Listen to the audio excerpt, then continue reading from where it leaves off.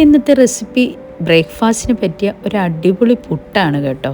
നല്ല സോഫ്റ്റായിട്ടുള്ള red rice വെച്ചിട്ടുള്ള പുട്ട്. ഇതിന് പുഴുങ്ങലരി അല്ലെങ്കിൽ നമ്മുടെ മട്ട റൈസ് 7 മണിക്കൂർ സോക്ക് ചെയ്ത് വെച്ചത് ഡ്രെയിൻ ചെയ്തെടുത്തിരിക്കുന്നത് ഞാനൊരു ടർക്കി ടവലിലോട്ട് സ്പ്രെഡ് ചെയ്ത് കൊടുക്കുകയാണ്. ഇനിയും ഈ ടർക്കി ടവലിൽ ഇതൊരു 10-15 മിനിറ്റ് നമ്മളൊന്ന് നിരത്തി ഇട്ട് കൊടുത്തിട്ട് ഒന്ന് കവർ ചെയ്ത് വെക്കും. അപ്പോഴത്തേക്കും ഇതിനകത്തെ വെള്ളം മുഴുവനും ആ ടവല് അബ്സോർബ് ചെയ്യും. ഇതിന് ശേഷം ഇതൊന്ന് പൊടിച്ചെടുത്തിട്ടാണ് നമ്മുടെ പുട്ട് തയ്യാറാക്കിയെടുക്കുന്നത്. അപ്പോൾ ഇതെനിക്ക് എൻ്റെ മദർ-ഇൻ-ലോ പറഞ്ഞു തന്ന റെസിപ്പിയാണ്. ഞാൻ ഒത്തിരി തവണ ചെയ്ത് നോക്കിയിട്ടുണ്ട്. നല്ല എളുപ്പത്തിൽ ചെയ്യുകയും ചെയ്യാം, എന്നാൽ സൂപ്പർ ടേസ്റ്റുമാണ്. അപ്പം ദേ നമ്മുടെ അരി ഇവിടെ റെഡി ആയി കഴിഞ്ഞു. ഇനി അത് മിക്സിയുടെ ജാറിലിട്ട് നമ്മൾ ഒന്ന് പൊടിച്ചെടുക്കുന്നു.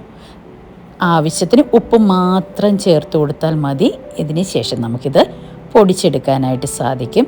അപ്പോൾ ഒത്തിരി ഇട്ട് പൊടിക്കരുതെന്ന് മാത്രം.